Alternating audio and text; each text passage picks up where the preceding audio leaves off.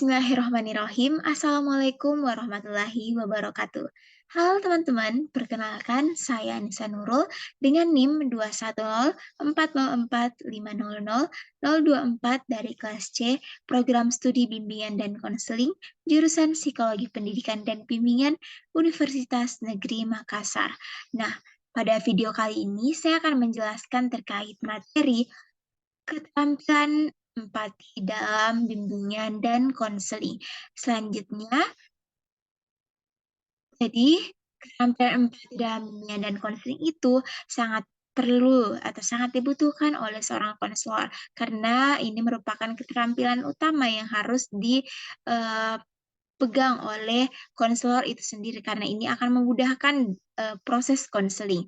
Nah, berikut poin-poin penting yang akan dibahas pada video kali ini. Yang pertama yaitu konsep dasar empati dalam konteks bimbingan dan konseling. Dan yang kedua, bagaimana empati dapat mempengaruhi hubungan antar konselor dan konseli dalam proses bimbingan dan konseling.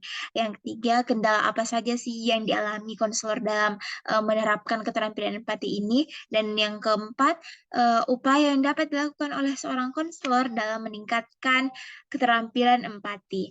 Nah, selanjutnya yang akan dibahas pertama yaitu mengenai konsep dasar empati dalam konteks bimbingan dan konseling.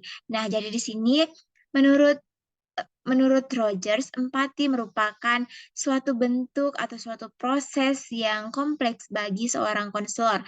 Bersikap empati berarti mengesampingkan sudut pandang pribadi dan memasuki dunia konseling tanpa adanya prasangka. Ini dikutip dari Satyajati 2019.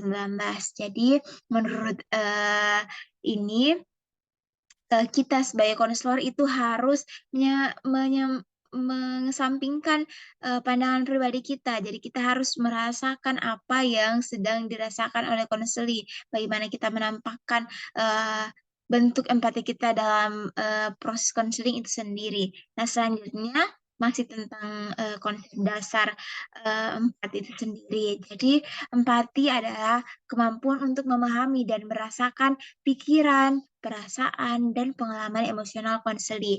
Hal ini menerapkan kemampuan konselor untuk melihat perspektif konseli tanpa menghakimi. Nah, selanjutnya, dengan empati ini, anak dapat memahami, merasakan, menghayati orang lain karena dalam proses empati ini berlangsung proses pengertian dan perasaan dan yang dinyatakan bentuk hubungan antar pribadi. Nah, selanjutnya hubungan empati dalam mempengaruhi antar konselor dan konseli pada proses bimbingan dan konseling sedang berlangsung. Jadi ini merupakan apa sih sebenarnya kaitannya antara empati dalam konseling? Kenapa sih penting kita membahas atau kenapa kita penting harus bersikap empati kepada konseling sendiri? Nah, jadi keefektifan konseling dipengaruhi oleh bagaimana hubungan yang terjalin antar konseli dan konselor.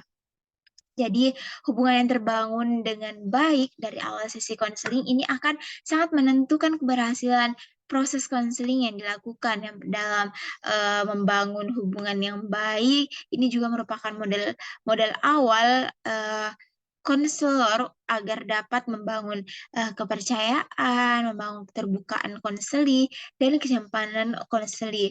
Nah, ini juga merupakan salah satu keterampilan yang banyak mempengaruhi keberhasilan konseling, yaitu empati. Jadi, empati ini sangat penting dimiliki oleh konselor ataupun konselor di sini harus memang benar-benar memahami betapa pentingnya empati ini dalam melakukan konseling dalam sebuah bimbingan dan konseling selanjutnya.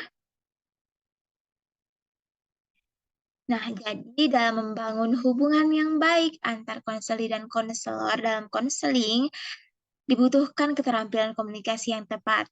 Nah, keterampilan dasar komunikasi itu sendiri dalam konseling dalam hal ini yaitu empati. Jadi empati ini bertujuan untuk membantu konselor dalam memahami permasalahan konseli, menggali dan mengolah data yang diperoleh dan merespon konseli itu sendiri.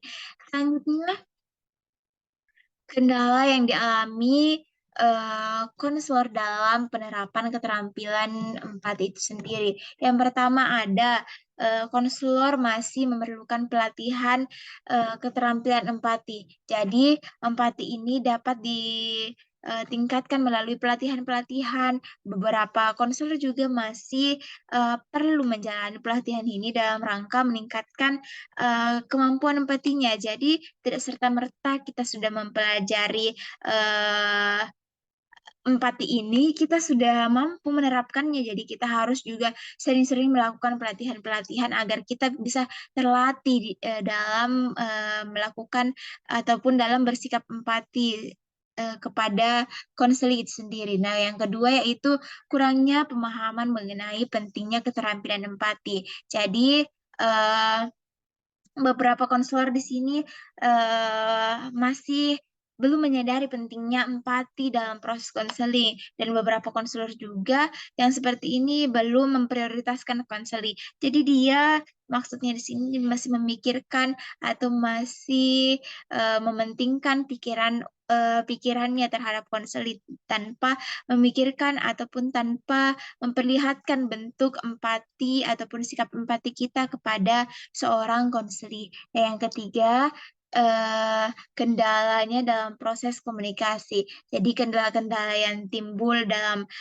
proses ataupun pada proses komunikasi juga dapat menjadi penghambat konselor dalam menerapkan empati kepada konselingnya. Yang seperti saja tidak pertahankan kontak mata. Jadi kontak mata juga penting dalam sebuah proses konseling. Ini juga merupakan bentuk empati kita pada konseling.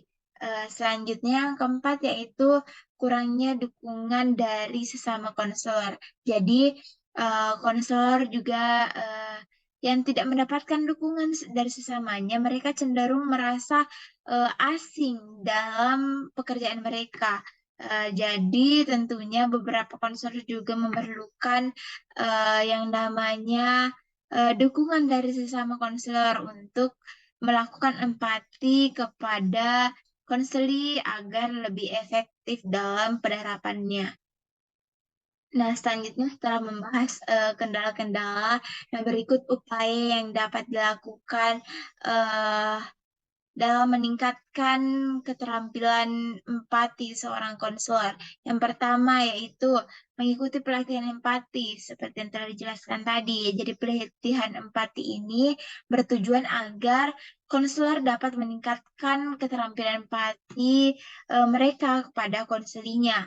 Dan yang kedua itu berlatih melalui konseling kelompok.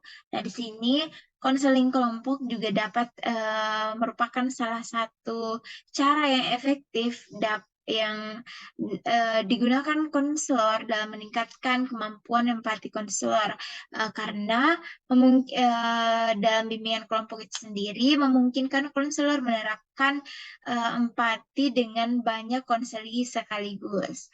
Dan yang ketiga yaitu berlatih untuk membangun hubungan yang baik dengan konseli. Jadi konselor dapat membangun relasi bersama konseli mereka dengan membangun hubungan-hubungan dalam menciptakan lingkungan yang aman serta mendukung yang dapat membantu agar dapat membantu konseli merasa nyaman dan membuka diri dalam penerapan ataupun dalam berbagai pengalaman-pengalaman konser itu sendiri. Dan yang keempat, refleksi kemampuan diri. Jadi, konsor dapat merefleksikan pengalaman dan emosi mereka sendiri untuk lebih memahami dan berempati terhadap konseli mereka. Selanjutnya, Nah, di sini ada pun cara lain yang dapat digunakan dalam ataupun untuk melatih keterampilan empati. Yang pertama, menuliskan perasaan-perasaan positif dan negatif seorang konselor. Jadi di sini konselor bisa menuliskan perasaan-perasaannya apa saja yang dialami, entah itu perasaan positif ataupun negatif. Dan yang kedua, mencoba untuk membayangkan suatu kejadian terjadi pada diri. Dan yang ketiga itu mendengarkan curhatan. Mungkin itu saja yang bisa saya sampaikan. Adapun kesimpulan dari materi yang saya bawakan tadi itu keterampilan empati sangat penting dan perlu dimiliki oleh setiap konselor karena dalam proses konseling hal ini menjadi modal awal ataupun modal yang sangat penting bagi konselor agar nantinya dapat merasa nyaman, agar nantinya konseling bisa nyaman dengan kita dan konseling itu merasa diterima oleh konselor sehingga konseling tidak segan untuk menceritakan masalahnya kepada konselor. Namun sampai saat ini ada beberapa konselor yang mungkin belum mampu merealisasikan ataupun menguasai keterampilan empati tersebut. Baik, terima kasih. Mungkin itu saja yang sempat saya sampaikan. Lebih dan kurangnya mohon dimaafkan. Semoga apa yang saya jelaskan bisa bermanfaat bagi teman-teman semua yang menonton. Terima kasih. Saya ucapkan wabillahi taufiq wal hidayah. Wassalamualaikum warahmatullahi wabarakatuh.